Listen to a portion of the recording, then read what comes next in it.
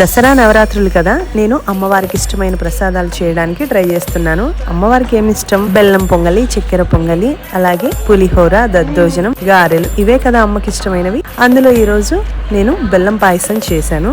మనము ఒక కప్పు తీసుకున్నాం అనుకోండి రైస్, చిన్న కప్పు, దానికి ఒక 5 కప్పుల వరకు పాలు వాడుకోవచ్చు. పాలు అంతా వేయలేకపోతే 1 కప్పు లేదా 2 కప్పులు నీళ్లు కూడా పోసుకోవచ్చు.